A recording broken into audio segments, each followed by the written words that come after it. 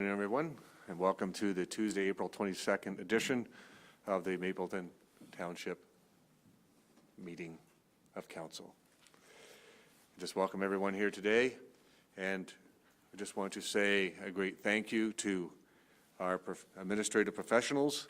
Tomorrow is Administrative Professionals Day, and we'd just like to recognize them. We have approximately 10 administrative professionals here in the township, and we'd just like to recognize them from council. We say thank you so much for what you do day in and day out for us. At this time, if you please rise for O Canada.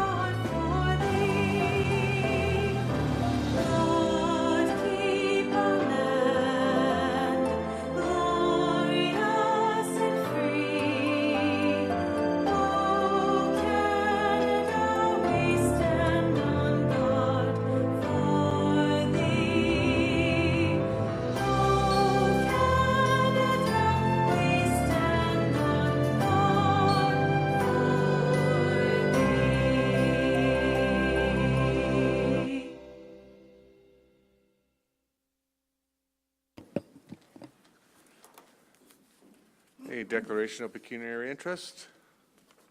Seeing none. Confirmation of minutes, item number 4.1. Moved by Councillor Woodham, second by Councillor Ottens, that the minutes of the Township Mapleton Council meeting held on April 8th, 2025 be confirmed as circulated in the agenda. Any questions or comments on that? All in favor? It's carried.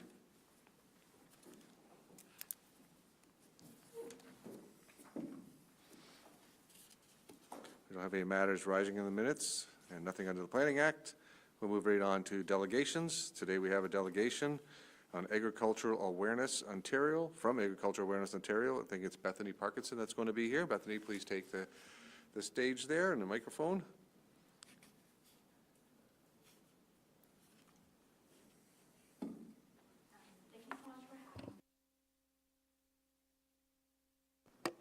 Is it on now? Okay.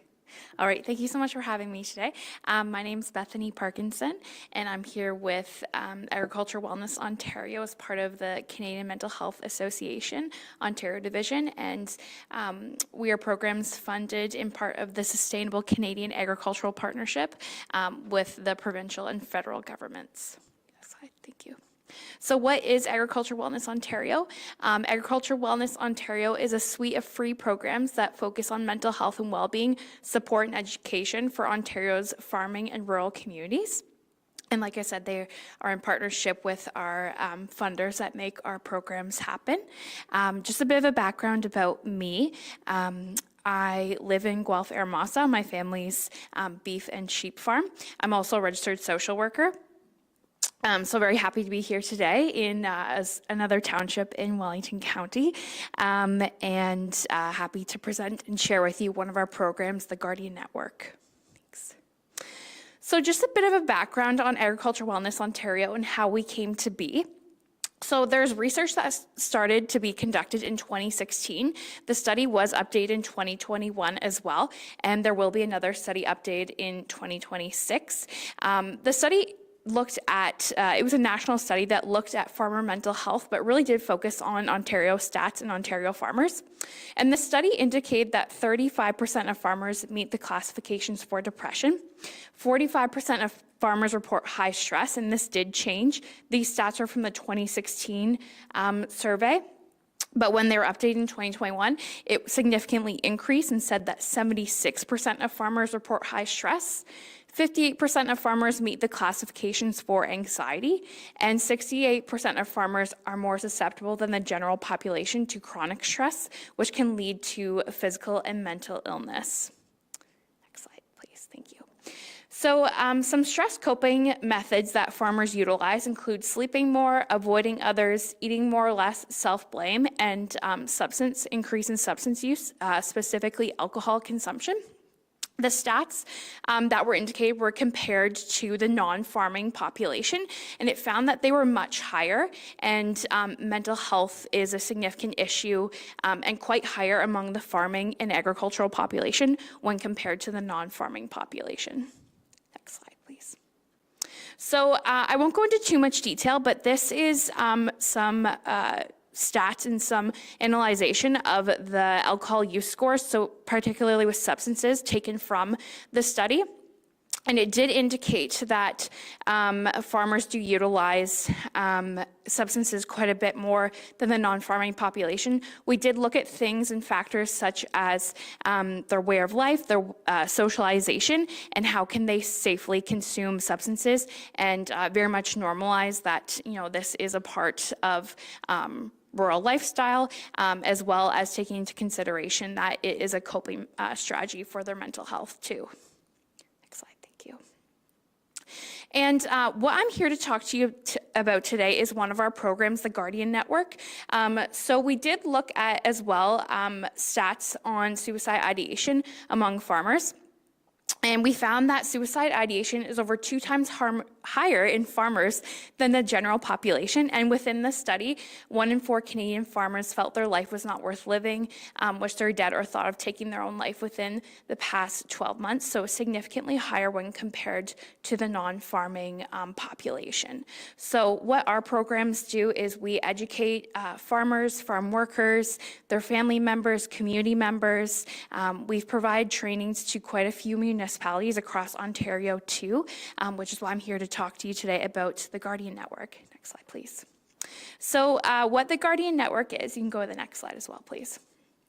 It's an award-winning program. We were awarded in 2022 a mental health award from the Canadian Federation of Agriculture, and the Guardian Network is based upon a suicide prevention training from the Association for Suicide Prevention in Quebec. And the Guardian Network is a support community of mental health advocates within Ontario. So how the training works is folks register for the training. We could bring the training to your township, to township staff, folks who want to take the training. We could create an open community training as well. It's totally free too. And it's a great place for folks to learn about what mental health is, what suicide prevention is, what are the signs, and how we can better support our farming community as well. Next slide, please. So who are guardians? So guardians that take the training are passionate and caring people who live, work, or volunteer within a rural or agricultural community. They could be farmers themselves, they work directly with farmers, and they want to learn how to better support farmers and their mental well-being to create a better environment and a safer place for them to live and continue with their farming. Next slide, please. So what the Guardian Network training is, it's a full-day suicide prevention training that talks about understanding mental health, what it is, with an agricultural focus too. The training focuses on how to identify someone who may be struggling with their mental health, as well as experiencing suicidal ideation. Then how to respond supportively and check for, warning signs, thoughts of suicidal ideation, whether they're passive or active, as well as how to utilize and have an increased awareness of mental health resources that are free and accessible for farmers in the farming community, and how to refer them to those resources too. So we do have quite a few number of resources within Agricultural Wellness Ontario. One of them is a free and unlimited counseling and crisis line for farmers, farm workers, and their families. It's called the Farmer Wellness Initiative. So within this training, we walk folks through how to actually refer folks to the counseling line and how to encourage them to take care of their mental well-being as well. Next slide, please. And following the training, there is a Guardian Network program that folks are voluntarily can engage with, and it includes a monthly optional lunch and learn. So it's a continuation of mental health training, and this is completely free. We do also offer an annual symposium, so we do have an annual conference that focuses on well-being and continued mental health education that folks can totally opt into after the one-day training. And if you would like to host a training, like I said, we do offer trainings up to 20 or 30 people. We can offer them virtually or in person, totally free. We would come with all the materials and the mental health workers that would facilitate the training as well. I am a trainer for this program too, so all of our folks that work within Agriculture Wellness Ontario, they do have both a farming or agriculture as well as mental health background. And there's just a testimony there from when we delivered the training in Prince Edward County in more Eastern Ontario. So that is just a little bit about the Guardian Network, and like I said, we would love to come provide a training within Mapleton Township. So thank you so much for having me today. Thank you, Bethany. Just stay right there for some questions from council members. Council, any questions? Go ahead, Councillor Ottens. Thank you, through you, Mayor. It's a wonderful program, obviously needed. I wonder, let's say a dozen people or so in our community take the training, and how would they get in touch then with people who might need the services, or how do the people who are feeling the issues know that these people exist? Great question. Thank you, Councillor. So it's not listed anywhere, so no one's name would be listed anywhere. It's kind of like taking first aid or CPR training. So it's a really good training to have, even just to gain some mental health knowledge. We do a whole module on communication too, which I think it's great to even just know how to show empathy and talk to someone who may be having a difficult time. But no one's name is listed anywhere. The reason why we call it the Guardian Network is because it's meant for your network. So folks that you're working with within your community, if a farmer came to you as a counselor and said, hey, there's something going on with my land, but you feel as though they may be in distress and there's something a bit deeper there, it's a really good training to have in that aspect. So it's to support your family, your friends, your neighbors, and folks within your agricultural and rural community that you are listening to and supporting as well. Thank you. Very good question and great answer. Other questions or comments?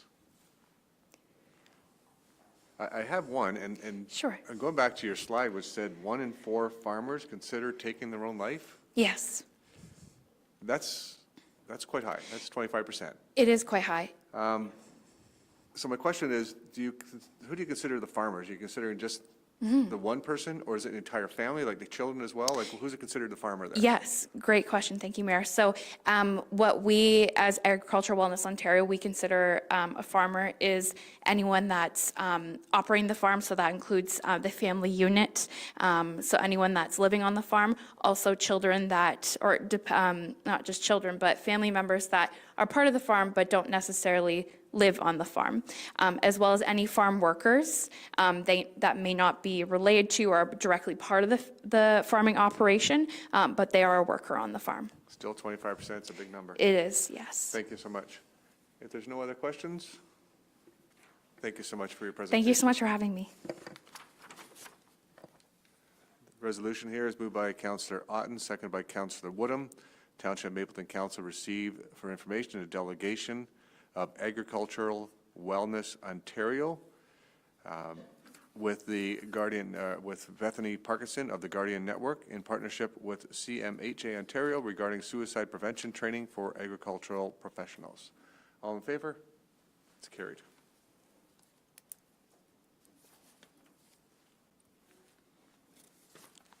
Next up, we have the Minto Mapleton Family Health Team. We have with us Shirley here, and we have Allison, and you're going to do a presentation to us and talk to us a little bit? Please.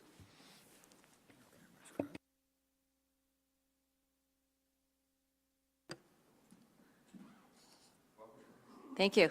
My name is Shirley Borges. I'm the Executive Director of the Minto Mapleton Family Health Team, and I'm also the Chair of the Healthcare Recruitment Committee for Mapleton Minto, because when we come to Mapleton, we reverse the order.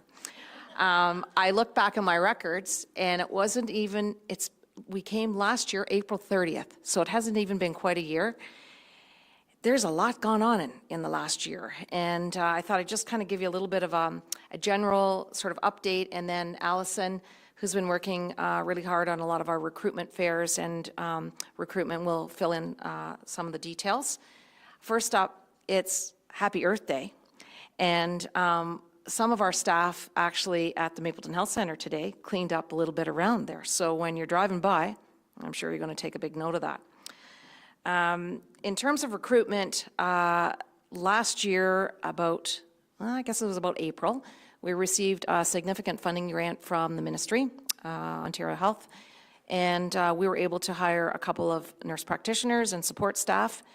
And I have to put my glasses on for this because to date, we have recruited 1,347 new patients to those nurse practitioners. So those are folks that didn't have a primary care provider, a physician or a nurse practitioner in the past, and now they're attached, and they're also receiving services in addition from their nurse practitioner from our full family health team. And then a few months ago, Minister Sylvia Jones came to visit us in Palmerston, and we welcomed Dr. Lazinga to the Palmerston community, working in concert with Dr. Chu. And according to my glasses here, she's already attached 406 new patients. So this is kind of a positive report, because when we come in the past, we have had few options and people losing providers instead of gaining attachment. And then finally, the Mapleton Health Center, in addition to being much cleaner today after our efforts, continues to be a very busy clinic, and Dr. Peterkin has had a very steady flow of medical residents completing their rural rotation. And as a reminder, some of our current physicians in Minto Mapleton completed their rural residency rotation in the past, so we find this is still a really positive recruitment strategy for us. So I'm going to turn you over to Allison to fill in the holes and give you some more details. Thank you. For those of you that don't know me, I'm Allison Armstrong. I work for North Wellington Healthcare. So I work directly with the physician recruitment. And a lot of our successes is very team effort oriented. Without the family health team, without our physicians, without me, without the municipalities, we would not have been as successful as we have been over this past year. I just came from a Canadian recruitment conference, and right across Canada right now, there are challenges trying to especially find family physicians. So I almost wanted to, I was hiding because we're doing so well in the Minto Mapleton recruitment where others are suffering. So way to go, municipality. Thank you for your support, because without you, we would not have had these successes. So moving forward, some of the things I'm working on right now is one of the big opportunities that we see, and we've identified this at the conference, was Canadians studying abroad, so in the US and in Britain. So we're really starting to focus on some of those people to recruit back, because there's just not enough family medicine graduates to fill the positions that we need across Ontario right now. So the College of Physicians and Surgeons of Ontario have recently changed the restrictions. So if you're American board certified, you are now able to come and work in Ontario. So our first priority will be trying to get to the States and talk to the Canadians that want to come back. Thank you very much, Donald Trump, because many of them are now looking to us. And also looking at US-born, US-trained, and helping them get to Canada. One of the speakers that was also at the conference last week was from Canadian Immigration, and we were very forthright in our feedback on how we felt the process is right now. They're getting better. It's still a little difficult, but I think the process to get back is starting to open up, and the speaker that was there did listen to the feedback, and I'm hoping we see changes coming forward that will make it a lot easier for people to come and practice here. Some of the things that I'm working on right now is medical education training program, locum opportunities, site visits, marketing, attending local, national, and international physician recruitment fairs. Tomorrow I leave for Winnipeg to go to the Society of Rural Physicians of Canada. So that specifically looks at family physicians that would want to work in our communities doing it all. So hospital and community practice clinics. We're also very fortunate to have a supportive group of family physicians that are very involved in our recruitment.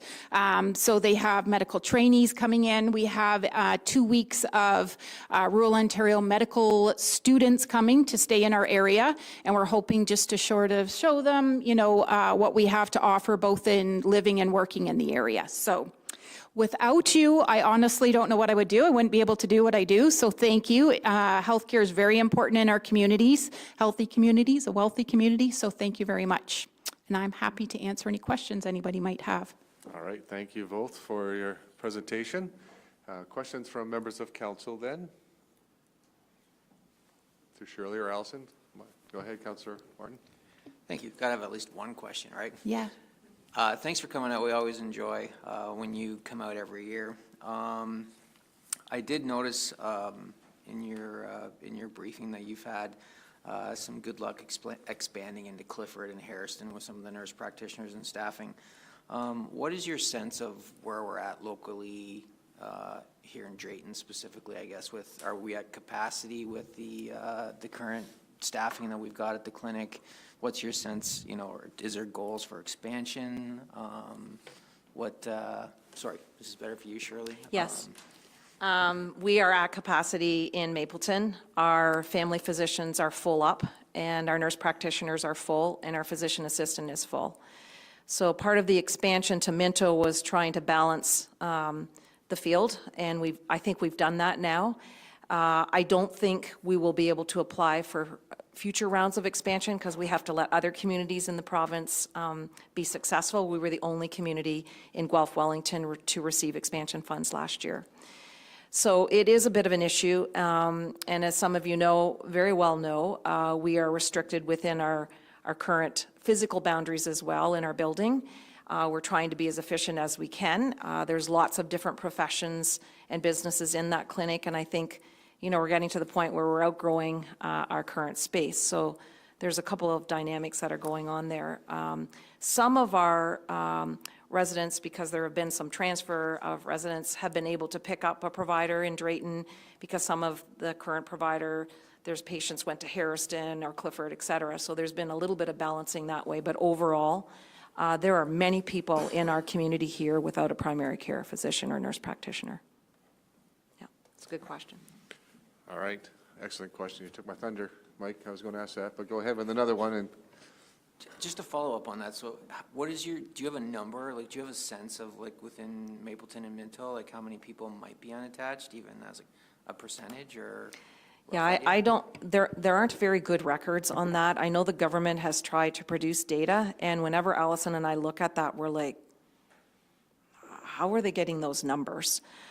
So one of the goals of the Guelph Wellington Ontario Health Team is to come up with a more centralized way of capturing those numbers. But we know from the many phone calls that we receive at the Mapleton Health Center every day that there are folks even behind the clinic that need a provider. And unfortunately, they're either finding a walk-in clinic somewhere or they're showing up in our emerge department. So those two are not great options. And Allison, I know for years we had to have be on the list for underserviced communities, and we continue to be on that list. I don't know what the actual number of physicians. It's a complicated question because one physician or one retirement doesn't equal one new recruit. Often it equals 2 or 3, and so it depends on shifting sands. But overall, there is a need, absolutely. yeah, because we do know recently, as we've had discussions before, you just said, our doctors that we currently have take on a lot of patients, but when they leave, the new doctors don't want to take on as many patients as what they're currently having with our current doctors. So it makes it really difficult, like you said, 2 or 3 to replace 1. Yes. And then that also becomes a space issue at our clinic to house those 2 or 3. And with growth happening, not just here in Mapleton, but all around us in Guelph, Wellington, that is going to be exasperated of what we need. And certainly you talked about the challenges right across Canada, and I hear you that when I was on the FCM. I talked to, mayors and council members from right across Canada having the issues. I could relate to them because we have issues. We got really lucky lately. We've been doing really well, and I congratulate the team for adding these new positions. It's fantastic, but there's still work to do. Still a lot of work to do. We're not out of the woods with the growth that's going to happening here in Mapleton, Center Wellington, Wellington North, Minto. We certainly have still, in my mind, a healthcare crisis for this area. Just another comment, those are excellent remarks. Because we are rural, we're eligible for the Practice Ready Ontario initiative. And so we were able to add a physician this past year through that initiative, and I know Mount Forest is also adding a physician this spring. And so those are great recruitment strategies for us that some of our even semi-urban or more urban counterparts are not eligible for. So we have a little bit of a leg up in that area, and we're trying to fully capitalize on that. It wasn't that long ago, I contacted Shirley. I was at a conference, and I was talking to people about the physician recruitment and medical practitioner recruitment, and they were from Practice Ready. And I called Shirley and said, "Oh, I just saw this great group." And Shirley goes, "Yeah, we're already on it, already there." Yeah, we've So- been really fortunate, and hopefully the uptake will continue in that area, particularly in the northern and rural parts of our communities. Other questions from members of council? So we know we have our work cut out for us here in the township when it comes to recruitment, but also the facility itself, and looking for how we're going to make that bigger for you. So for our service groups out there, if they want to raise money for, raise the roof, let's do that and see what happens. They will come. They will come. Thank you so much, both of you. Thank you, But Mayor. don't leave, because we are going to do a check presentation right now. So if you come up to the front, we'll do a check presentation.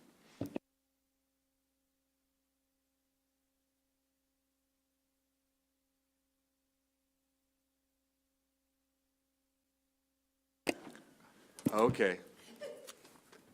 I jumped the gun. I got so excited to give you money again. I have a resolution here moved by Councillor Woodham, second by Councillor Ottens, that Township Mapleton Council receive for information the delegation of Minto Mapleton Family Health Team, Shirley Borges, Executive Director, and Allison Armstrong, Manager Communications and Shareholder Relations, regarding a request for support and funding for community physician recruitment initiatives, and that council continue to provide $10,000 annually in financial support in 2025 for health professional recruitment and retention efforts. Are we good? All right. All in favor? Now we can do the check.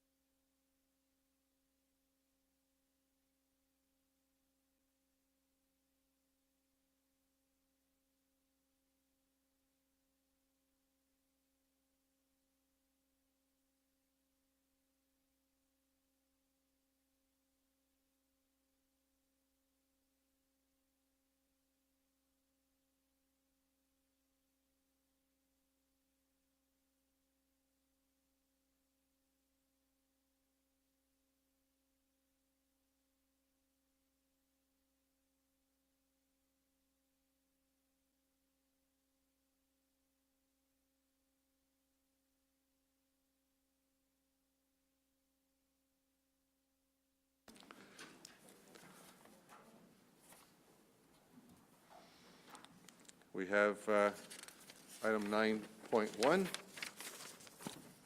and this is the establishment of the John Ford Annual Award. I'm just going to read the resolution. Moved by Councillor Otten, second by Councillor Woodham, that Township Mapleton Council receive for information the Clerk's Report CL 2025-001 dated April 2nd, 2025, regarding the establishment of an annual award in honor of John Ford. And that council provide individual input this afternoon on the goalposts and rules, which would be fundamental to their view on the essence of the recipient. And further, council consider a committee of 2 councillors and 1 staff member to finalize the criteria and protocol conferring with the Ford family. We're going to have a conversation on this, but I'm going to ask that we also change this. When I had a conversation with Bonnie Ford of the Ford family would like to have a member that's also on this little committee to establish this award. And I think that's appropriate. So we will add to this, with council's support, add that a member of the Ford family also be part of this committee. So this was something that was brought up about a year ago, And with the clerk's indulging, he's asked me to speak to this because I just spoke with Bonnie Ford yesterday. So this was brought up about a year ago, just after John passed away. Councillor Ottens brought it forward that we should look at providing an annual award in John's name. The family was very supportive of that. John was an unannounced ambassador for this community. If you knew John, he absolutely knew you. He knew your name, he knew your birth date, he knew everything, and he remembered. Even if you met him only once, he knew. And he is well missed by a lot of people in this community. So this is absolutely a very good person to name an award after. So moving forward, I know the Ford family, they would like to have this award announced. They were hoping to do it this year, but they don't know whether they're ready for that yet. So we're shooting to get everything put in place that we, at the earliest, probably next year, April, would do this award, or next year sometime, do this award. But it's something that we absolutely know is important and want to continue on with. So if we establish a small committee, which I believe that Councillor Ottens has indicated she would like to be on that committee, and myself has been in contact with the Ford family, and of course, one of the members of the Ford family as well. Any comments from council then on any of the criteria? Go ahead, Councillor Reid. Through you, Mayor, I think to our CFO, I'm wondering, under financial impact, it had stated there'd be a purchase of a plaque, trophy, or honorarium. But for Senior of the Year, we don't currently do that. We just offer a certificate. Are we thinking of duplicating the same for this program, or are we doing this one differently? Sure. Through you, Mayor Davidson, I would say that that financial impact was the potential financial impact if council had decided to move forward with a plaque or certificate or honorarium. I would say for consistency's sake, we would treat each award similarly, but we leave that to the decision of council. That being said, there's not like a budget provision right now if we were to give an honorarium along with this award, so that would be established in future budgets. But if we're consistent with other awards, they would simply probably receive a plaque or a certificate, and that would be funded through council's operating budget. Thank you. And I believe that's this little subcommittee with the clerk and the two council members and someone from the Ford family will come back with recommendations. And as we discussed earlier, Councillor Reid, probably similar to an award that we gave out to the Kinsman Club, a nice crystal type of award would be appropriate. Any further comments or questions on this? Does council agree that myself and Councillor Ottens would be representing the council then? Anybody? Okay. And that someone from the Ford family. And the staff member would be Larry.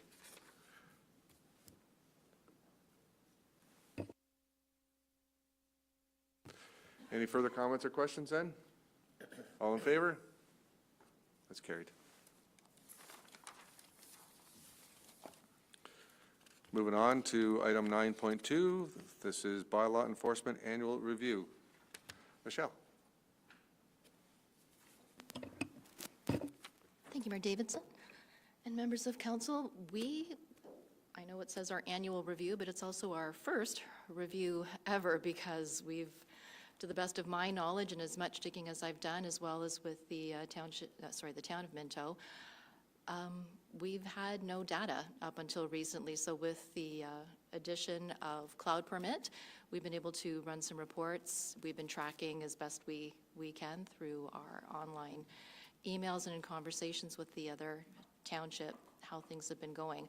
Unfortunately, when I write my reports, I don't put them through the regular system because most planning reports, they're pretty formulaic and they don't follow the template that we currently use.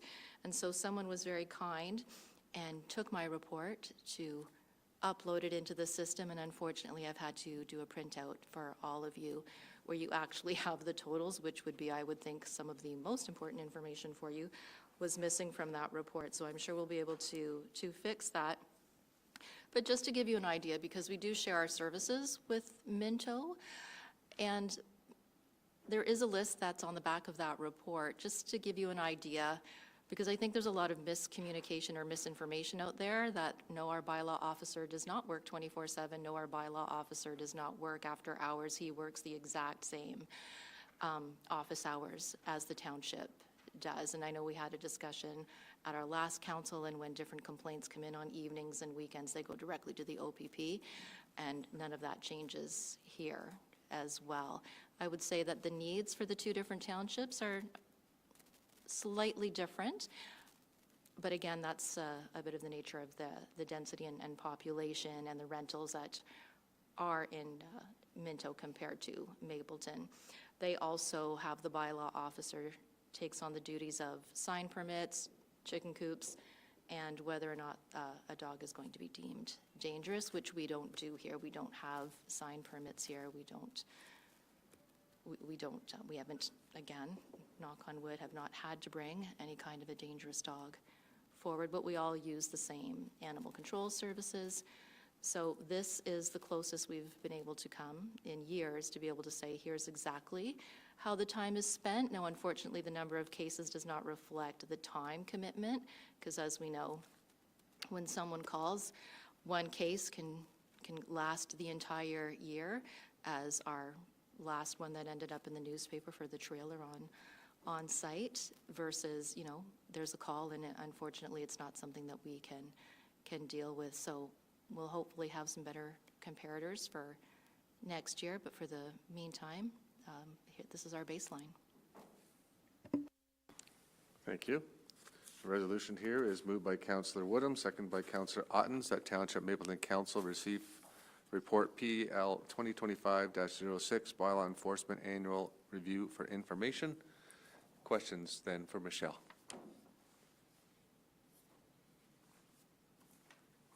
No questions? All in favor? It's carried.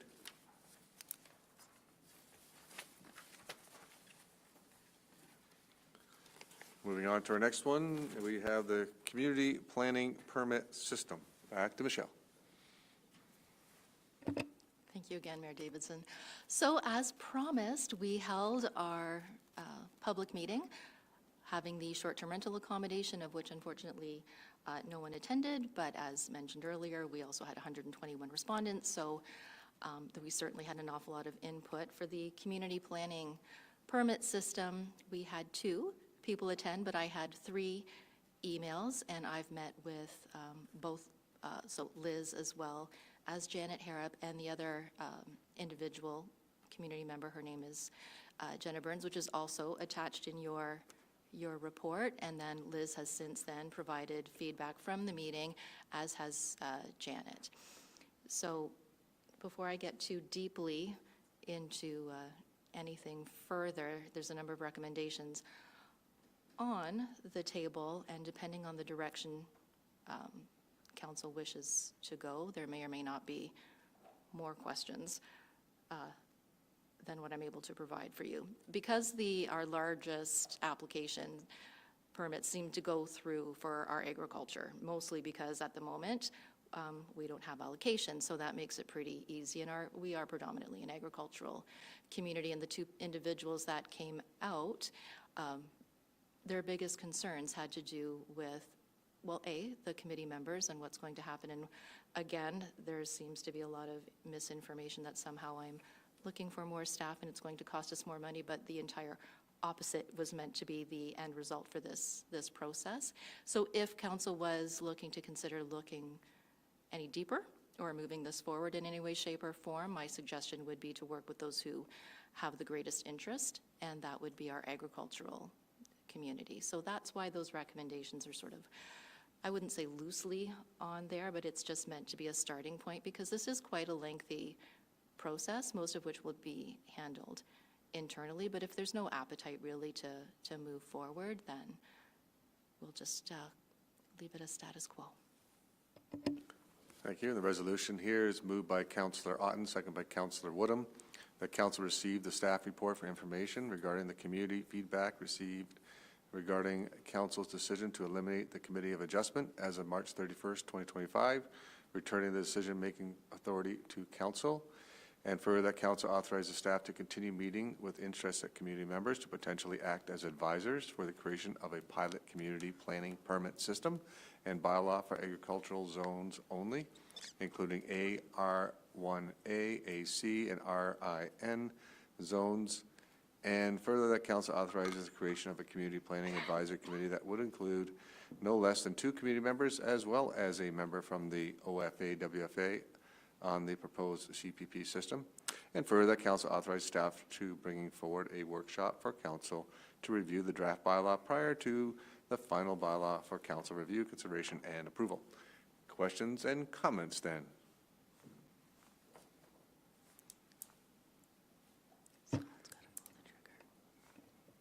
No questions, no comments? Councillor Martin?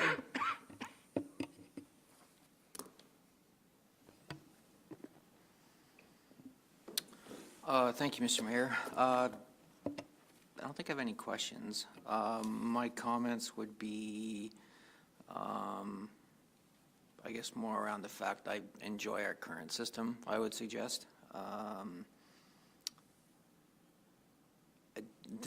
I didn't attend the public meeting that was held, but you know, I enjoyed the exercise just as far as an information piece goes. It's certainly an interesting kind of land use tool that can happen for certain municipalities. I'm just not sure it's a great fit for us. But I do know that, you know, depending on which way council goes, it'll create more conversations around our current committee of adjustment and a path forward there to replace Councillor Woodham. But I think those are all challenges we can probably, you know, tackle if that's the way we go. Okay. Anything further? Councillor Woodham? Thank you. Through you, Mayor Davidson. Again, mine would just be a comment too. After reviewing considerably and looking through other community permit planning systems, especially I was looking through for Huntsville of their definitions, and they have an amazing website on it and everything else. But when I look through it, looking at Janet Harrow's comments of the different classes, it just seems we are ag-based. That's what our permits are. I believe the Committee of Adjustment works well. I would be supporting of just going back to that. Thank you. And I see a head nod over there by Councillor Otten, so, okay. Does council have a suggestion to change what resolution we have here? Do we want to just receive it for information? You know, Councillor Woodham, you had mentioned that you like the current system we currently have. Councillor Martin said basically the same thing. We do have to recruit another person at that point then, if to fit on that committee. Does council have any motions they would like to put on to change what we currently have on the floor? Councillor Woodham. Thank you. Through you, Mayor Davidson. Actually, I would just keep the motion on the floor. If it was defeated, then I would support a new motion to revert back to our Committee of Adjustment, hiring a new Committee of Adjustment through our local paper type of thing, and perhaps in the terms of reference of our Committee of Adjustment, that it is mandatory to have some training or something attached to it of training for our Committee of Adjustment members. Okay. So, Councilor Woodham, just to get this straight, you want to defeat what's currently here instead of altering what's here and have a new motion? That's what I'm hearing from you. Because like, we could just scratch out the last 2 paragraphs and then put in what you Okay. put in. Sorry, through you, Mayor Davidson, yes, whatever procedural way the clerk will, I'm sure, advise me if I'm saying it incorrectly, but yes, that's my intention, either or. Doing a whole notice of motion would put it on a different agenda, but we can do it right here. If we do it on this agenda, just alter this one. Okay. I would move for an amendment. Councillor Woodham has moved for an amendment that would stroke out paragraphs 2, 3, and 4, because paragraph 1 says that council receives the staff report for information regarding the community feedback regarding council's decision to eliminate the adjustment, returning decision back to council, and then Councillor Woodham added a whole bunch of stuff that I didn't write down that we'll have to work out. Hopefully, Mr. Clerk, he was taking notes at the time. We need a seconder for Councillor Woodham's. Councillor Martin. Then, all right, so we have a mover and a seconder to change the resolution. Any discussion on the change to the resolution? Councillor Martin? Sorry, who are the movers and seconders on the initial motion? Councillor Ottens and Councillor Woodham were the initial. So I guess we'd need their agreement to So amend it, correct? we're moving the motion to change it now, and then we'll move the original. That's how it works. Thank you. Mr. Clerk, did you write down? Excuse me, what's to be added? Yes. Excuse me, the Township of Mapleton Council, correct me if I'm wrong, please, Councillor. The Township of Mapleton Council revert back to the Committee of Adjustment system. However, it should include terms of reference, which makes training mandatory. Thank you. That work? Councillor Reid, go ahead. Through you, Mayor, just a question, maybe, just to clarify. The current, On the amendment, right? well, sort of, Okay, let's see what goes in. we're adding a term of reference for training. Correct. Wasn't there before, when the current committee was formed? There's training that's available. It was never made mandatory, so we do have members on that committee who never took the training. So that's where the clarification comes in for Councillor Woodham is saying that we have to put that in place, that that training must be mandatory.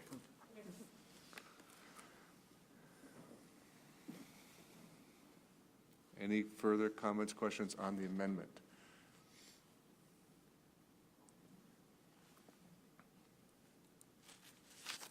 The only thing I would like to add to the amendment would be that, and council replace the open position. Because there's an open position on the Committee of Adjustment. Correct. Not necessarily, we could run before. But that's, would council be okay with that amendment to the amendment?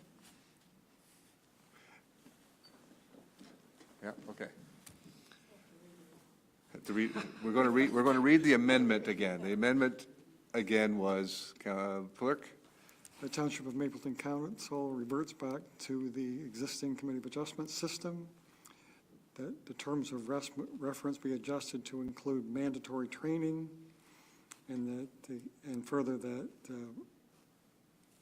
Township of Mapleton Council replaces the open position. Correct. And that was moved by Councillor Woodham, seconded by Councillor Martin. Any further questions or comments then? Councillor Martin? And that includes paragraphs 2, 3, and 4 of the original amendment being Being removed, correct? Well, no, right now we're, yes, deleting those and adding this. Correct. That's the amendment. Thank you. Thank you. Any further comments, questions? All in favor? Okay, so the amendment is now in place. Now we'll move the new motion, which was the paragraph 1 and what the clerk has read twice now. Any questions or comments on the revised motion? All in favor? That's carried. Mr. Clerk, we'll see that all written out later and sign it. We will. I'll watch the video. You'll watch the video again. Perfect. Go ahead, Michelle. Thank you, Mayor Davidson. May I please ask for some clarification? Thank you. So, just so that I'm clear, and for myself to be clear, there's no real, so the committee was never really dissolved. You can't really dissolve the Committee of Adjustment, right? That's not really how it works. We just transferred the decision-making, right? That's so back to council. So if I'm understanding now, you would like the decision-making power to be returned to a committee that does or does not exist. We would like it to be kept with the Committee of Adjustment, Right. current Committee of Adjustment, and we're going to add a person to replace Councillor Woodham, who was on that Committee of Adjustment. Right, I guess procedurally, my question was just March 20, or 31st, sorry, has since passed, and the next public meeting we have will be heard by council, because the application that will be circulated, already, that information went out, so it's scheduled to be heard on a Tuesday and not a Wednesday when the original plan. So there's just a couple of different things going on for me time-wise around that. So if I get it correctly, until we get this all messed, so the next Committee of Adjustment, per se, is set for a council day? Yes, because there was no committee Okay, of so adjustment. council will be the it was Committee of Adjustment for circulated. that next meeting? Yes, so Thank that you. decision-making, I just want to make sure That's that you're fine. not surprised when it That's correct. comes back. And, Okay, sorry, now I'm after losing the other piece of that. thank you. Thank you for informing us that will be the Committee of Adjustment for the next Committee of Adjustment meeting.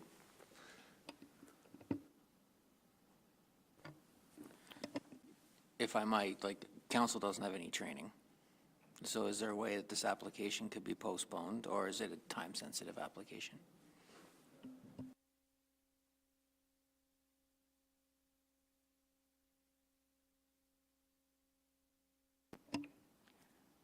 I would certainly prefer not to do that to the applicant. I mean, it's meant to be, they'd be minor variances, of which we have 2. So would the, And you have just as much training, if not more, than the Committee of Adjustment members. okay. And you've done it before? A long time ago? 3 of you have. There's 3 of you who have more information than Councilor Reid and I do on Committee of Adjustment. But the other thought would be, could the Committee of Adjustment that we currently have, minus the add-on, not come and do that on the Tuesday instead of it being council? I'll have to defer that or question to your clerk. I'm not sure how that works because the Committee of Adjustment members operates independently of council. So, I mean, we could certainly put it in a different room. We could, there are options, I would say, that you have. In the Committee of Adjustment, the only requirement you really have is to have 3 members. So, while you're waiting for Okay. however you want to proceed. So if it's okay with council, then Michelle and Clerk Wheeler will figure that out. And if it can be the Committee of Adjustment do it, great. And if it can't be, then we'll bring it to council. Thank you.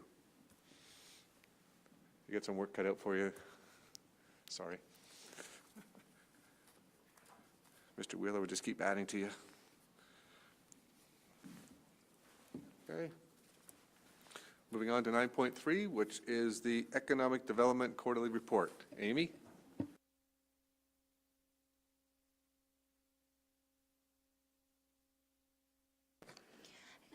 Good afternoon, Mayor and Council. The Economic Development Department thought it would be a great opportunity to bring forward some things that have happened within economic development from January up until currently the end of April. Next slide, please.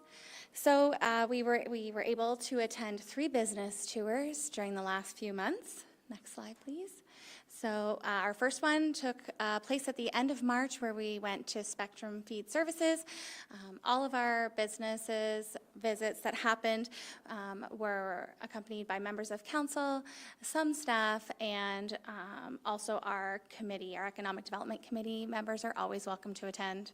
It was pretty fascinating to see what happens right in tiny little Moorfield at Spectrum Feed Services. It is owned and operated by the Flaherty family for over 3 generations.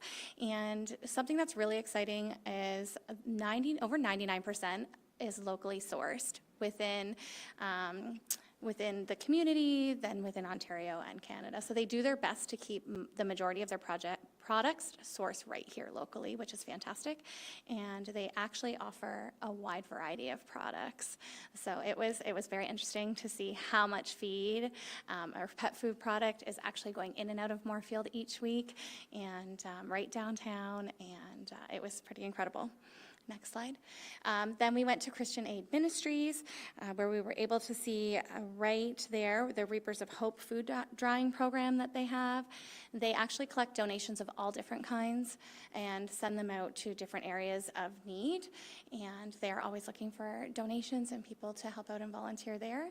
Also located in Moorfield, and another great business that we have there as well. Next slide. So then we went to Marspan Trust, which is just down the road, which is was founded by Murray Martin, he says, on a dream, and it has expanded to where it is today, and you truly can see the pride that they take in all of their finished product when you do go and tour and see the business itself. We had one grand opening so far this year at Sweet Rose Accounting, so we're excited to have them here in Mapleton. We also did the North Wellington Works Job Fair, which happens annually at Norwell District Secondary School.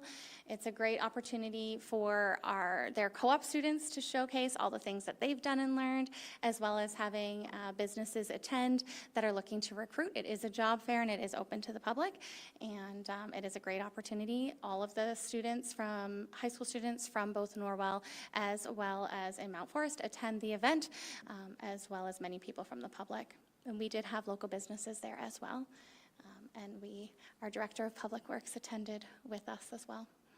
Our Keep It Local campaign is something that we did start in February. Obviously, there's a lot of talk about tariffs and what's going to happen, and we wanted to really make sure that it was important. We were showcasing all of our amazing, fantastic businesses right here in Mapleton and all of what they have to offer and what they bring forward. We ran it as a competition, a little campaign, and people were nominating their favorite local business and telling us what they loved about it, why they loved it, and then we just turned each of those interactions into posts to showcase those businesses, and people that nominated the local businesses were able to go into a draw, which this is still an ongoing campaign. You'll see it popping up periodically within our social media, and we're going to keep it running for at least another few months yet. We had our second Empower Her Day. This was for a different age group. This is our Empower Her Junior program. We initially opened it to 20 girls. We opened the registration at 4 p.m., went home, came back to work, and realized that we were quickly surpassing the registration numbers, which was really exciting, and we really didn't want to be turning people away. That being said, we'd already committed the amount of people, girls that would be attending with our local businesses. So we will be looking to grow this next year, and we did squeeze a few more in, so it was exciting to do that. Next slide. We had Blooms on Main attend, which was fantastic.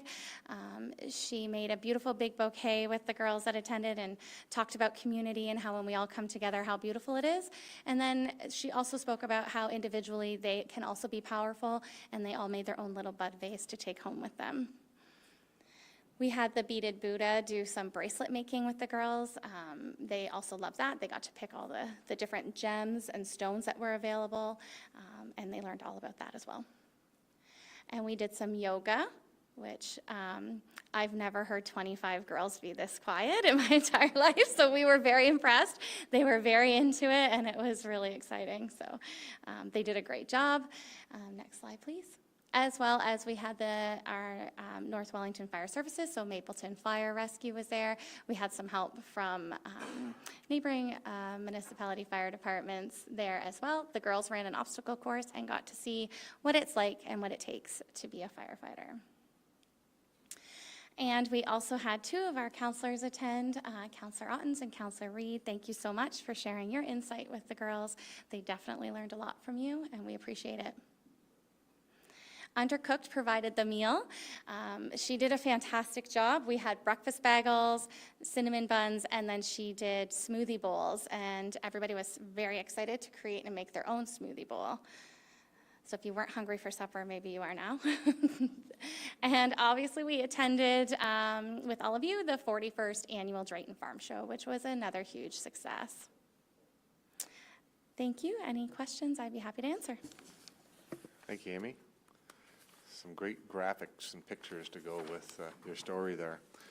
A resolution moved by Councillor Woodham, second by Councillor Ottens, that Township of Mapleton Council receive for information report ED 2025-02, Economic Development Quarterly Report.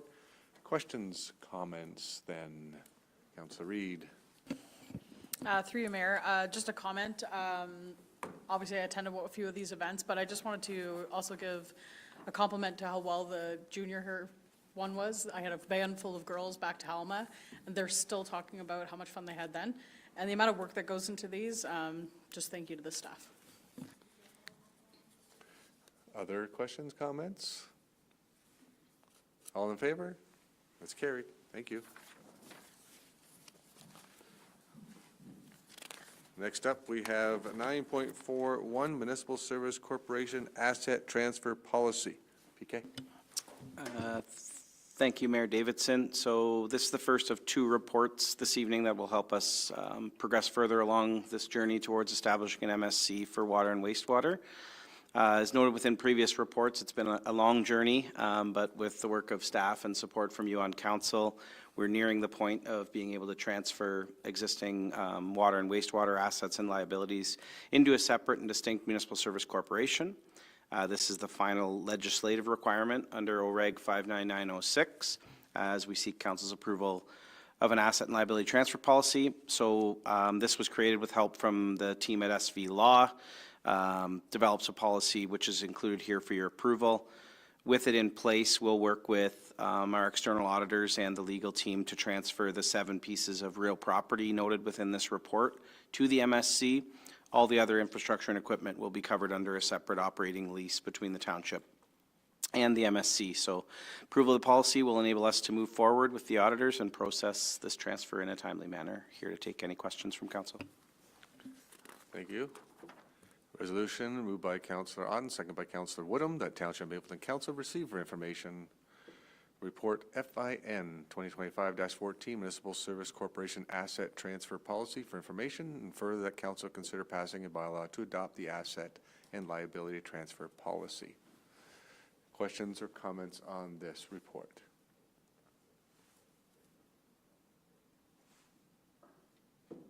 Seeing none. All in favor? That's carried. Next up, we have, again, Municipal Service Corporation Articles of Incorporation, business name, and appointment of board members. Patrick. Thank you. This is the more exciting of the two reports, I would say.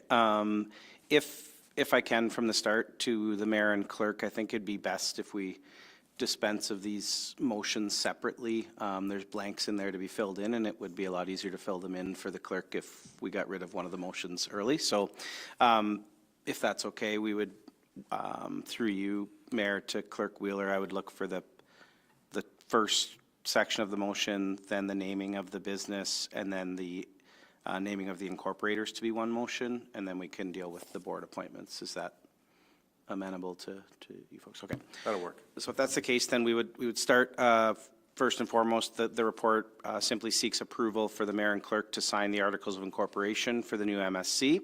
The articles are required to be submitted to the Ontario Business Registry, and we've worked with SV Law on developing simple Articles of Incorporation. Essentially, their purpose is to identify the first directors of the corporation and identify shareholder rights. It's a bit awkward in this situation because there is only one shareholder for the MSC, being the Township of Mapleton, but it is a task that you have to put it through to the OBR. So that would be, one of these things would be that council approves the mayor and clerk being appointed as the incorporators, essentially the two people that sign that. The second piece, and I find more exciting, on behalf of Jamie and Manny, I'm pleased to present tonight for council's support the proposed operating business name for the MSC. In determining a suitable name, staff consulted with our legal team who undertook, as it notes in the report, a nuanced study essentially what that does is searches a massive database of every business name that's incorporated in all of Canada to see if it would be an appropriate name or may be challenged by another business. And the name that we brought forward that they feel is appropriate passed that nuance test. So the proposed operating business name for the MSC would be Northern Maple Utilities, Inc. The name signifies the area of operations and the nature of the business. Staff are also working to develop a suitable logo, which will be shared with the community soon. So if council would consider those three parts as the initial motion, which is supporting the business name, appointing the mayor and clerk as incorporators, then we could move forward with the other sections of the report. All right. So we do have that, the recommendation that Council of the Corporation of Township of Mapleton receive report FIN 25-15 regarding the Municipal Service Corporation, articles of incorporation, business name, and appointment of board members for information, and further that council endorse the operating name of the MSC as Northern Maple Utilities, Inc. And further, if you go down the very bottom, that council appoint the mayor and clerk as the incorporators for Northern Maple Utilities, Inc., and direct them to sign the articles of incorporation. Those are the three, sir, that you're asking about? Okay. So those are the first three. And then, council, we will need to look at the next piece, that who on the council is going to be on the board, and then the final piece of the members of the community that have put their names forward for the board. Does council want to deal with all this separately, all at once? I think we could probably deal with it all at once if we just get the names out here. That's fine with council? Yeah, I have no issue with that. Did you want me to? Not yet. I just want to get the names of the members of council on there, and then I'll give it back to you for the board name, or the name, the board members. Okay? All right. So I know, council, that we've had some interest of names to be put on the board. I'm going to suggest that as an incorporator and as a member of the, one of the only two members in this council that are actually on water and wastewater, that I be named as one of those board members as mayor, and we need to find the second person. And I know that Councillor Woodham and Councillor Reid have both put their name forward as what they would like to be considered for this position. Councillor Woodham does not currently have any position on any committee. So I'm going to suggest to council that Councillor Woodham be the appointed person for council as well. Any comments or questions on that? Go ahead. I just had a question through you, Mayor. I'm not sure who to direct it to, if it's Manny or Mr. Wheeler. Sitting on the board, is there any pecuniary interest reasons for someone who maybe is part of or pays wastewater to sit on the board?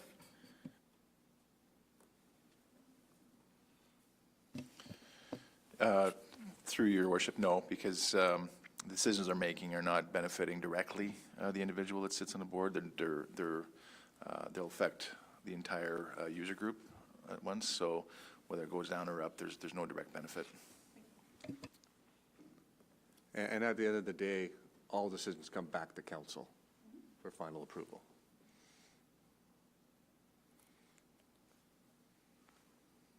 Councilor Martin? Thank you. Thanks for that question, Councilor Reid. That was going to be one of mine. That's why I didn't put my name in the hat, because I wasn't sure if there was going to be a conflict attached to that. But so while I would have interest as well, I will wholeheartedly second the mayor's Councilor Woodham appointment.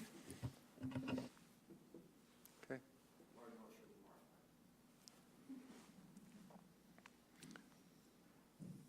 So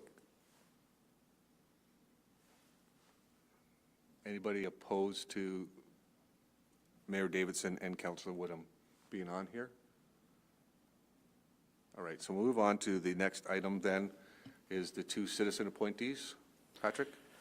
Sure, thank you, and thank you for the way this is flowing. The order's working out well as far as the way the motion was written. So With that in place now, or not approved yet, as directed at our previous meeting, staff did undertake a public recruitment for public representatives on the Northern Maple Utilities, Inc. board. Now I'm going to stop saying MSC. As noted within the recruitment documents, the successful candidate would play a key role in guiding would play a key role in guiding the future delivery and long-term sustainability of our water and wastewater infrastructure. The ideal candidates would have the appropriate mix of engineering experience, financial acumen, governance experience, risk management and legal experience, as well as some board experience. The recruitment closed on Friday, hence why there's blanks in this motion, because it was open till end of day on Friday. And I will hand it over now to our CAO, Manny Barron, who can discuss the results of the recruitment process and recommend the public board members for council's consideration. Thanks, Patrick. And through your worship, so there was the special email, and we went through all the channels to get folks to apply. And I'm happy to say that there was 2 applications, and one is John Mole, and the other is Paul Douglas that applied. So I would hope you would agree that when this came out, that those 2 people probably jumped into everybody's mind. The background of John Mole is Wellington Construction, plenty of boards. He's a mediator. He's mediating some stuff even out east. Knows probably has forgotten more about wastewater than we'll know. And while we've all worked with Paul Douglas, and extremely fortunate to have him apply, his knowledge is second to none. Thank you, Mr. Barron. And I would agree on both of those. Paul was excellent when he was on council, and when we started going down the, what are we going to do with wastewater, he was instrumental in with his engineering background, so excellent. And I know John has that background as well.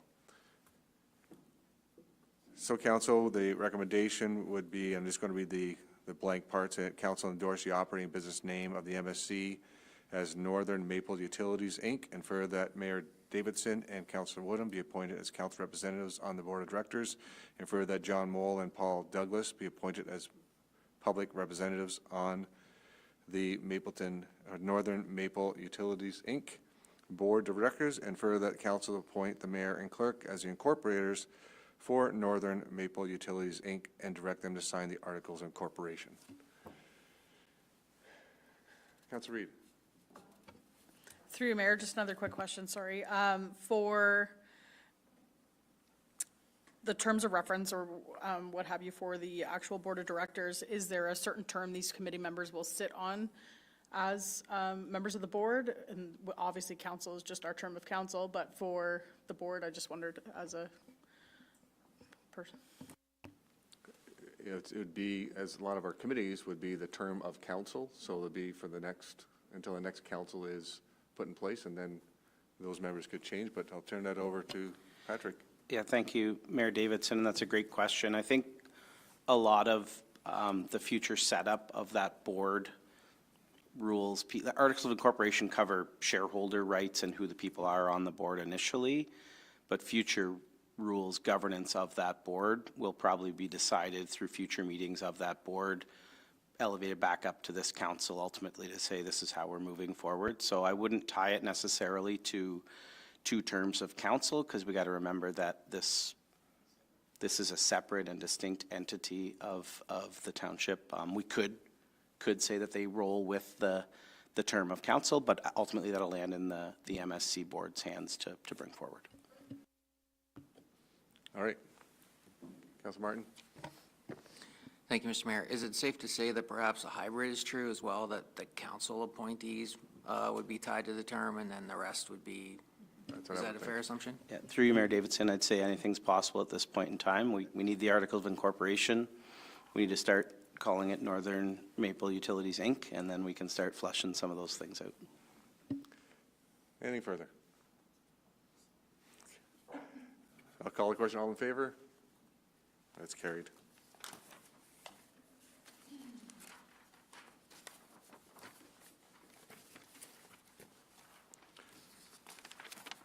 Moving on to the fire department wage policy. Chief?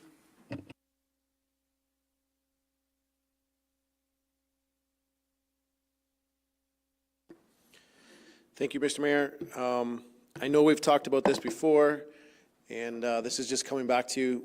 We have gone out and taken the draft to the firefighters. The firefighters met independently at both stations, and both stations came back unanimously that they would like to move to this system. So that's fantastic news. They've had their say and are all seem to be very happy with it. So this is just coming back to council for approval now to officially put this into play. Just a couple of things you'll notice on there. It is retroactive to December 1st of 2024 because that is the beginning of our pay period for the firefighters. So that's just important to note. And it does change them to biannual pay, which is good for Treasury and for us too, to be able to know that they're getting where we stand in June and then what we need to expect for the last half of the year. So I'll take any questions if there are any. Thank you, Chief. Resolution is moved by Councillor Martin, second by Councillor Reid. The Township of Mapleton Council received for information Fire Department Report FIR 2025-005 regarding the Fire Department wage policy prepared by the Director of Fire Services, and that Council adopts the proposed wage policy and directs staff to implement it retroactively as of December 1st, 2024. Questions then for the Chief? Councillor Martin? This is just a quick question. I just noticed, through you, Mr. Mayor, the weekend standby pay. I know the folks over in Minto used to have to hang out in town for particular weekends of the month. Here in Mapleton, we were free to come and go as we pleased. Is that part of the commitment here in Mapleton now as well? At this time, no, there is still no standby in Mapleton. We kept it in there, obviously, for the other two departments. But we are in talks with them about, right now, we're looking at long weekends just because we have a young department and they like to travel. So this was actually started by the firefighters. They like to talk about long weekends and maybe putting on call crews for the weekends. But it also is for special events like July 1st. We might have to put an on-call crew on for the day because people like to partake in the festivities. So we like to make sure we have 4 people around. So it's just in there so that they know if we do have to put an on-call crew on, that they are compensated appropriately. So.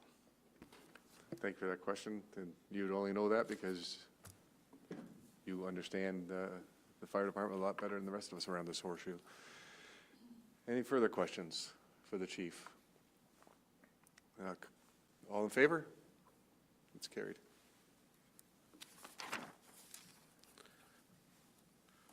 (9.52), back to you, Chief. Council's role in fire department level of service. Thank you, Mr. Mayor. Yeah, through you. So this is a presentation I was supposed to do one other time, and we had it deferred because, quite frankly, I was missing from that meeting, so it was hard to do the plan. But this is good that all council can be here. So this is a presentation that I like to do for all councils, and we've done it for the other 2 municipalities. But before we introduce the new master fire plan for all 3 municipalities, it's something that's good to do, that council understands what their role is in the fire service, both legislated and, for non-legislative items, but for picking what services that we do provide to the community. So this is just a presentation that I'll take questions throughout the presentation if you have any, but it's just a quick one to try and get you to understand what your role is. So it does say master fire plan. We did start this last year, and it's been kind of dragging because of the master fire plan, which I'm happy to say is on its last iteration and should be good to go to council next month. So there'll be an update on that. So next slide, please. There's just what we're going to talk about through this presentation, just the different roles that you have, the legislation, the community risk profile, that kind of stuff. So next slide. So the legislative responsibilities under the Fire Protection and Prevention Act. The Fire Prevention and Protection Act, or what we call the FPPA, that's the governing legislation that the Ontario Fire Services have. We're fortunate in Ontario that we have a governing act. I do a little bit of work out in Alberta with some consulting, and they don't even have a fire act out there. So they just kind of, each council can pick whatever they want. It's kind of free reign for each council to do whatever they want. So this at least has an overarching provincial act that we have to play within certain parameters, which is good. So next slide, please. So just some cutouts from the FPPA. Every municipality has to, and this is what's really unique to ours, you have to establish a public education program with respect to fire safety and certain components of fire prevention. So we have to do fire inspections on request or complaint, and we have to have a smoke alarm program. and you have to do a community risk assessment. That's mandated. Nowhere in there does it say that you must form a fire department that performs suppression operations. So 90-some% of the fire department, of the municipalities in Ontario form a fire department, which then means you have to perform some sort of suppression operations. But in the Act, this is the only thing that you shall do is public education, fire inspections, which includes a smoke alarm program, and do a community risk assessment. So just something unique to what it is, but there is no, you know, if you decide that you want to get rid of your fire department, you can, which would be never recommended by me. I like my job. So next slide, please. So if when you're providing services, if you don't perform appoint a fire department, you have to perform a community fire safety officer, which runs your public education inspection program. So that you're not doing suppression, but you have a community safety officer. But that doesn't apply to us because we've already chose to be a fire department. So we have chosen the second one, that we have established a fire department. And the shared responsibilities, just for you to point out, it is actually in the FPPA that we can do what we're doing with the 3 municipalities, is 2 or more municipalities may appoint a community safety officer, or later on says may appoint a fire chief that is common to the 3 municipalities. So it's happy to say what we're doing is on the legislation, and we're not within our realm to do that. So next slide. If you do a fire department, you have to provide some sort of fire suppression services.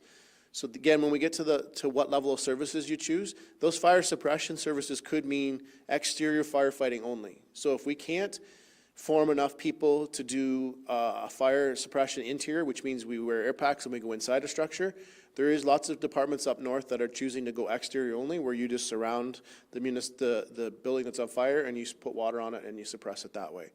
You are under no circumstances in that case allowed to go inside a building no matter what. So it's, again, whichever level of service you as council choose for us, which we'll get into a little bit later. And as I said at the bottom there is 2 or more municipalities may appoint 1 fire chief for 2 or more fire departments. So again, we're okay with doing what we're doing. Next slide. The only person that's responsible to talk to council about fire stuff is the fire chief. And it says that I, as the fire chief, am ultimately responsible to the council to deliver fire protection services. So I have to report to you through the CAO to you to say this is what we're doing for fire protection services, which is what we do all the time. Municipal bylaws, it's in there that we can prevent fire prevention, so we can pick a fire prevention program that we want to prevent fires. So we could say we're going to do a prevention program that includes every apartment building in Mapleton, or every, pick one. We can do that if we so choose. We can set an open air fire burning bylaw, which we have, and we just passed a few councils ago. And then you can designate certain private roads as fire routes. But those are in your power to be able to set those bylaws, and that's where your power to set them comes from in the FPPA. So next slide. So what I'd like to do is break it down into 3 pillars of level of service. And again, your role as council is to pick the level of service that we as the fire department offer to our citizens. So here's the 3 pillars that we do and that we operate under. First one is the community risk assessment. So if you remember, a couple years back, you paid a consultant to come in and do your community risk assessment for you. We're analyzing that, making sure it stays up to date, and we'll bring you any changes. But what it does is uses different data and different analytical tools to say, here are the top risks that Mapleton, the Township of Mapleton, faces when it comes to fire protection. So that document should outline it. It should tell you what they are and the rationale why they are that way. Again, more data that we get in, the more that we analyze it, the more we'll be able to fine tune what our definite risks are. But then you take that document, which you're mandated to do, and that's what you choose your level of service off of. So if, for example, if you say we did 15 confined space incidents last year, then probably we'd want to say we want to look at a confined space team because the data is showing that. If we did numerous house fires, we had 16 house fires, we'd probably want to do make sure our fire suppression is good, but we also want to do some public education and some inspections a little harder, but public education on why are these happening and how can we stop them from happening. So everything that we bring to you as programs is based off of our community risk assessment. Then when we bring that to you, the level of service is what you decide as council. That's your lane that you're in. You say, okay, this is what we want our fire department to offer. Then we take that back as the fire management team and we look at operations-wise, say, okay, here's what's going to cost you to offer those services.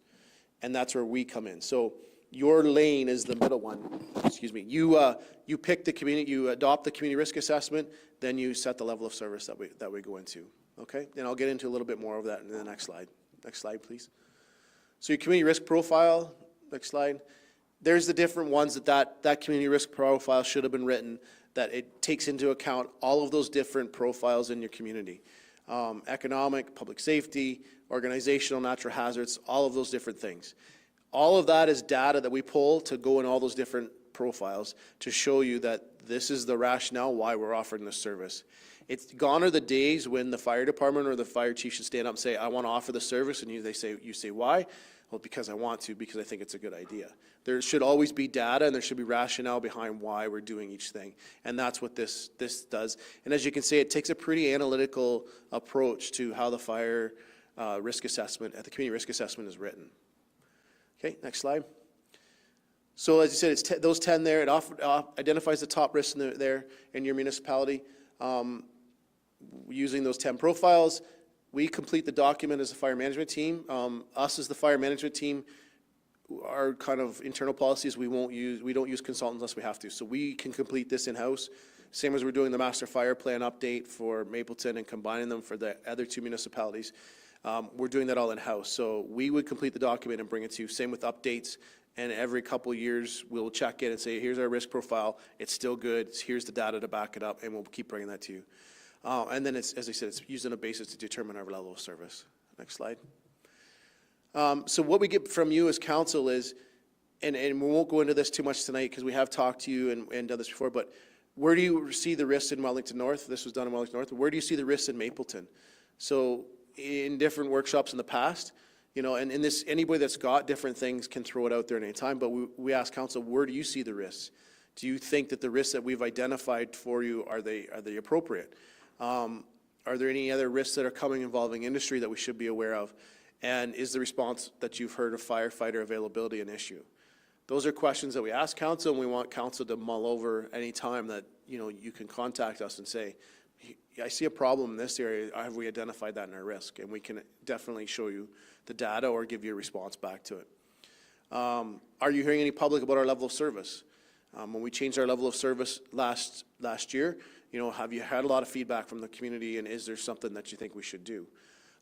Once we get all this done, and once we get the master fire plan, we'll be coming back with a new ENR bylaw, or establishing a regulating bylaw, which is the bylaw you pass as council, identifying exactly what levels of service we're going to offer the community.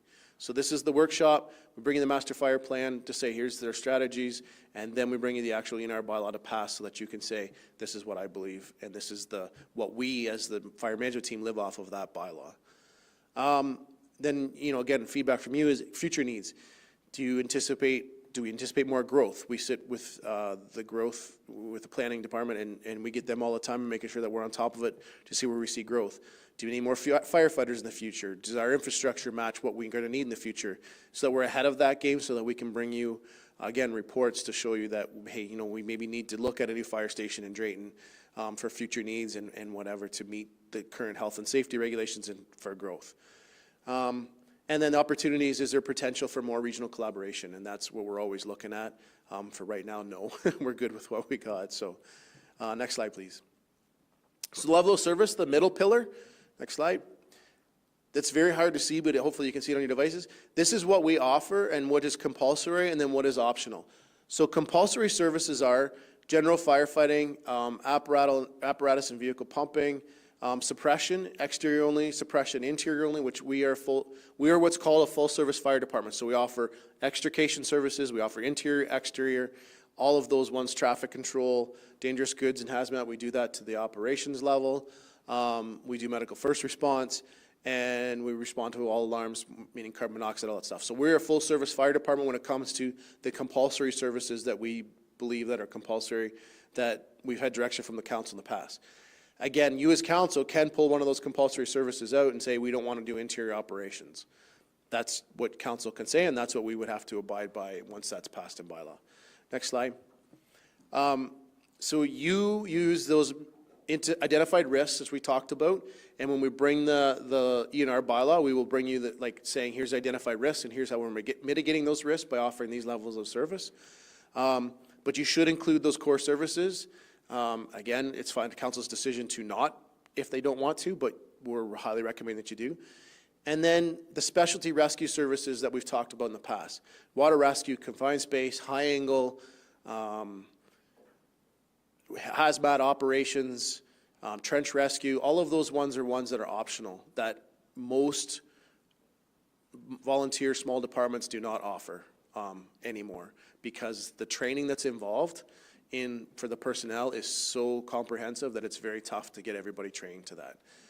But those are also ones that council can say, we'd like you to explore this, and we would take it back and give you reports back on what it would take and whether we could actually handle it or whether we can't handle it.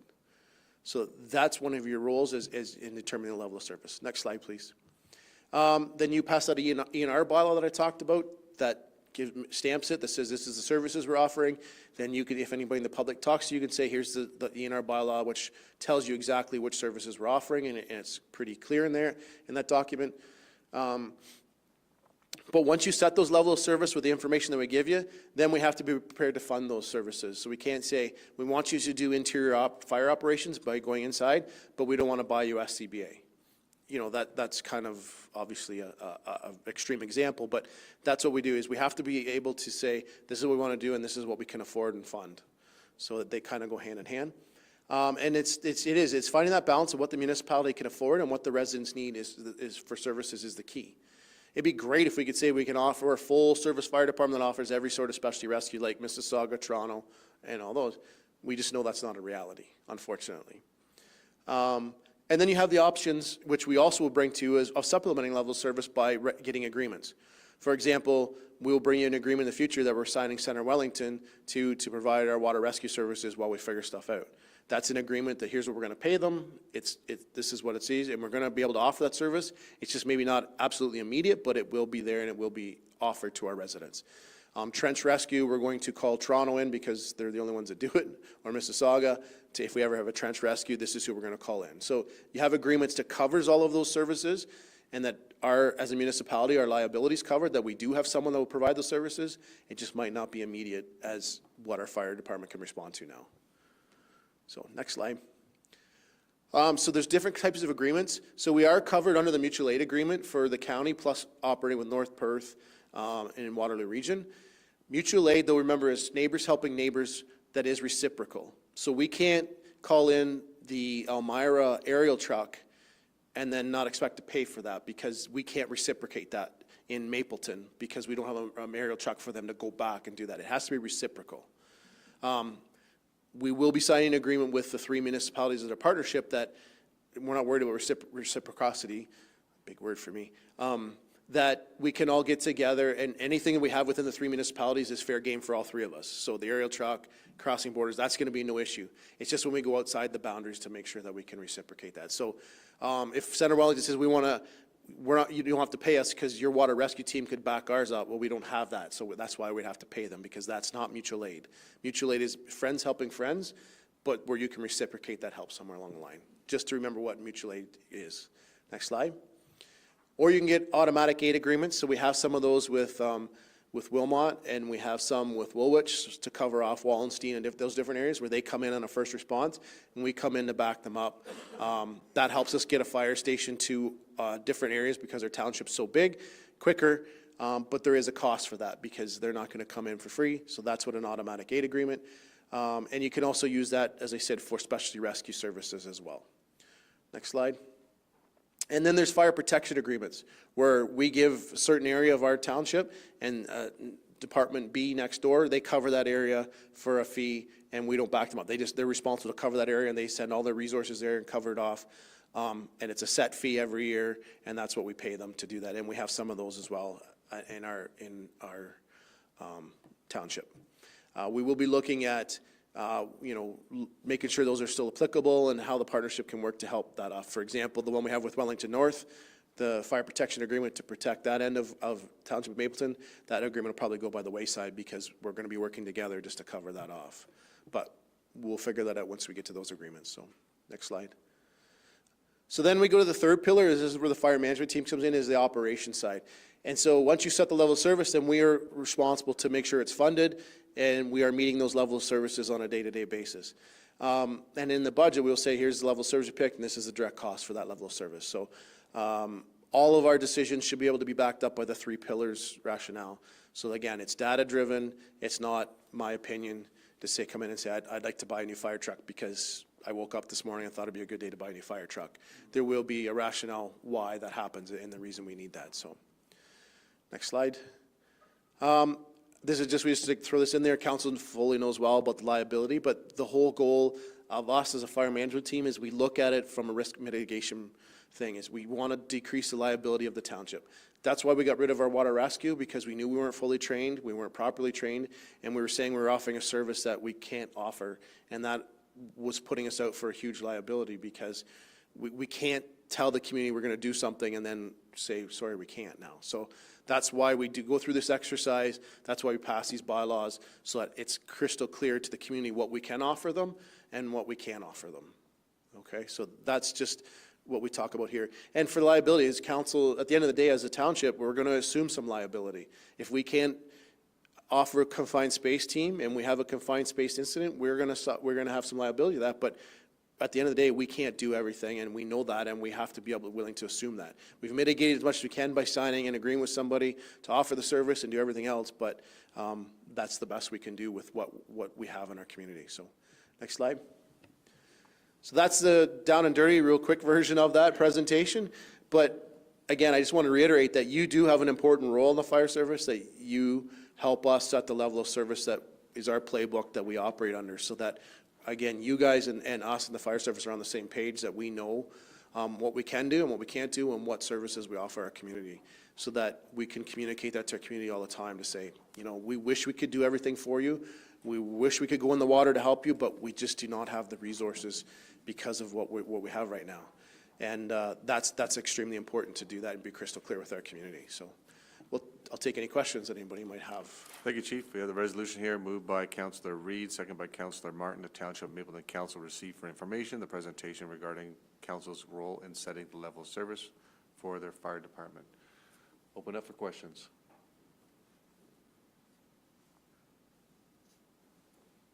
Councillor Woodham. Thank you, through you, Mayor Davidson. Being new, back on council again, and at first when I read this report, I thought, oh, I've never even attended it, but nobody attended it. So I guess my question, I understand, thank you. It was very well laid out of my 3 pillars and the role then now of council. So has council already given you direction of the water safety? Because I'm coming in this late, so I'm just not sure. And is this something that, do we have firefighters that are interested in taking this training? I've heard that it is many, many, many hours that they would have to commit to. Great question. So no, council hasn't given us this direction. We're just starting this process. That, you know, it should have been done when the iteration of the master fire plan come out, that they walked you through all this stuff to explain it so that you can set your level of service. But we're getting to that, so no, we haven't done that. At the council report that came here was we got rid of the, we canceled our water rescue services because we weren't fully trained. So we had to act immediately on that. We haven't had the wholesome discussion as council yet to do that, or the confined space services as well that we used to offer. When we did an assessment of the department, our equipment and everything and training was not up to snuff, so we had to back off of that because of the liability that we would face saying we offer service that we really can't provide. So we will have that, we can have that wholesome discussion with council as well, probably when our ENR bylaw comes to you with the level of services that we're recommending, and then council will discuss what they would like to see in there.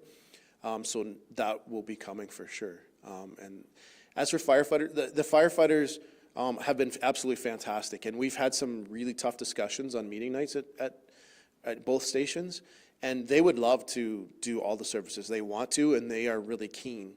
Again, part of my job, and luckily enough, you know, I've been around in the chief position for 20 years to see that, and I know when you're young and you're keen and you're excited and you want to do all this stuff, but then 5 years comes along and you get married and you have kids, and all of a sudden your time goes from here to here, and then we're no longer able to offer that service. So That's something we're really taking into effect to say, it's fine right now, but we need, like, it's a long-term commitment. It's not right now.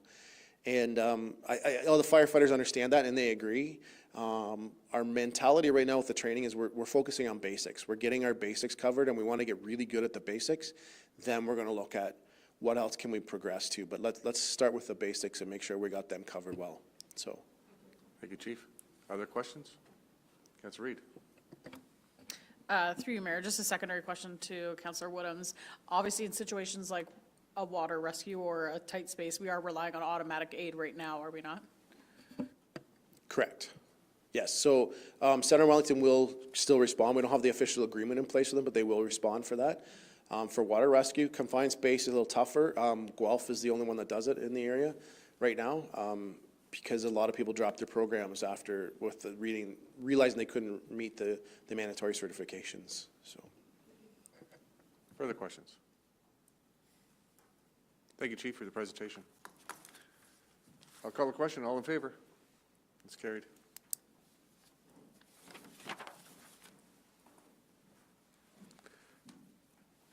Next item up is item 10, approval of bylaws.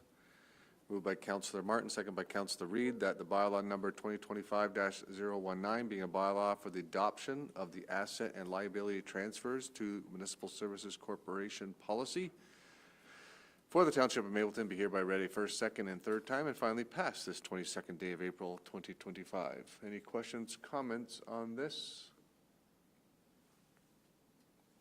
All in favor? It's carried.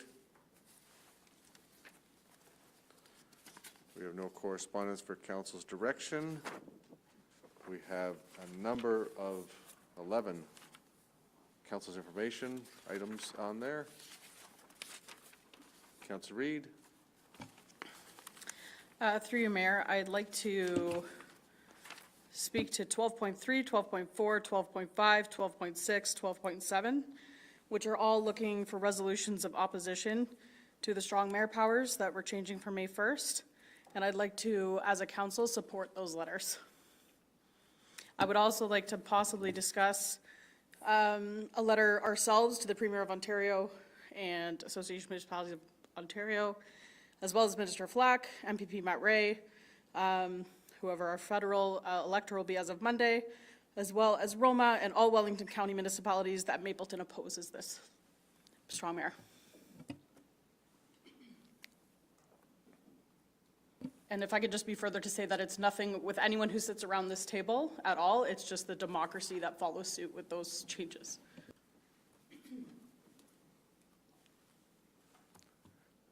Other members of the council wish to speak to that? You can go ahead, Councillor Ottens. Yeah, I would just like to agree with Councillor Reid. I'm not sure about supporting the ones from the other municipalities because I don't know if they're looking for letters of support specifically or if it's information. But yeah, just to agree that I feel like the strong mayor's powers is not the way for a municipality to go because it removes all of the democratic process from this horseshoe, and I don't think that's a wise path. Okay. Councillor Woodham. Thanks. Through you, Mayor Davidson. Again, very similar to Marlene's comments. I'm not sure if they are looking for support, but I would support a letter endorsing that we are opposed to strong mayor powers. Okay. Councillor Martin. Thank you, Mr. Mayor. I think, yeah, the only good thing that came out of the pandemic is our ability, the general public's ability to be flexible on stuff. I think council's done the same thing, right, where we can meet virtually, quickly, you know, the days of actually having to go meet in one place when something catastrophic happens are gone, right? And we still have those emergency powers that the mayor, you know, when we have a state of an emergency, that the mayor can flex on that, right? So I think, you know, I understand in some respects parts of the rationale for strong mayor powers, But when it comes to housing and all that stuff, like, I don't understand it. I guess they lose me on that. And then, again, my coffee reading in the morning is amazing, and you don't have to look very far. It rhymes with Aurelia on what's going on where strong mayor powers, you know, kind of fall off the wheels a little bit, right? So I think, you know, the motivation might be pure in some respects, but I think it's just gotten to a place where it actually, they've lost me, and it's not hard to do. But I think, in a nutshell, I think council has the ability to flex when we need to, and I don't know, you've seen it used well at times in some of the larger municipalities, but there just seems to be a real perception around what it means for democracy, and I think I agree with that. And I think locally, we've been able to work really well as a team, and unless, of course, you have a different opinion. I'd love to hear your opinion on this, too. But I just, at this point, like, it just doesn't seem to make a lot of sense, and I'm lost on where the need is for it. Thank you. So we can certainly send a letter, Mr. Clerk, if you'll have to help me with that letter and send it out to, okay. And we'll send that out to the Premier and the Municipal Affairs and Housing and AMO. And I need so this is a motion by Councilor Reid to send a letter to these people. And I need a seconder for that. Councilor Ottens, all in favor of sending that letter? Okay, perfect. So a letter gets sent off. Clerk and I will work on that and send that off. Councilor Martin was asking about my opinion on it. I know that this last round was a complete surprise to everyone. I know I talked to Mayor Turton and Mayor Waters, who both received it. Two different sized communities whatsoever, just they both had more than 5 members of council, which I thought was kind of an interesting line they drew, because it could be a small community of 2,000 people that have 7 council members on it, and then they're getting strong mayor power. So certainly interesting how they did it. It's like, again, totally surprised. I know the last conversation I had with MPP Ray, they weren't going to go further, to his recollection.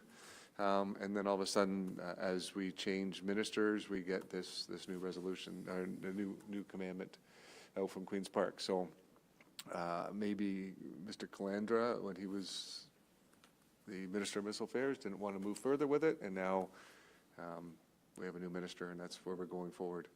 I strongly suspect that that's not the end of what we have seen. I think that we might see this move forward before our municipal election in 2026, even further.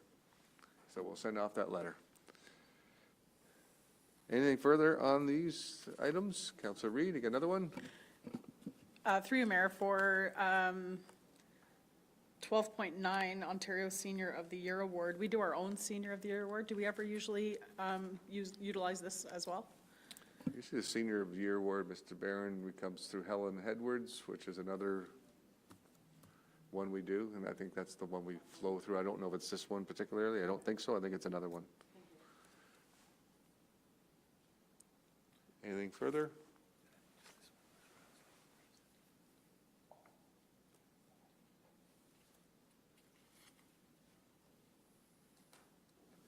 Oh, yeah, great, thank you.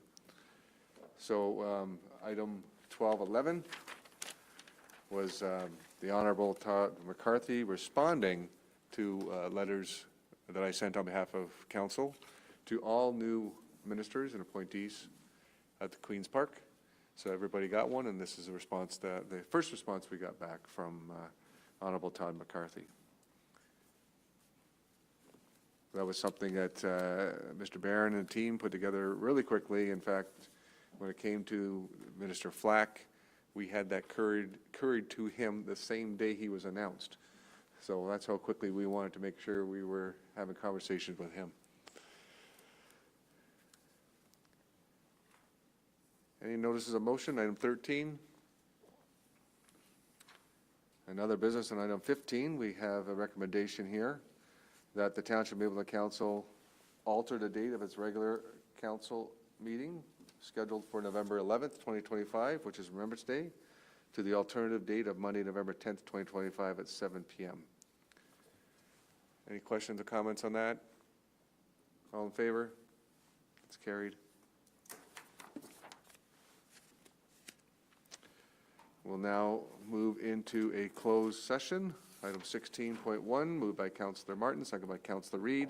Township Mapleton Council move into a closed session to consider the following subject matters, personal matters about identifiable individual, including municipal employees. All in favor? We'll take a 10-minute recess while we reset.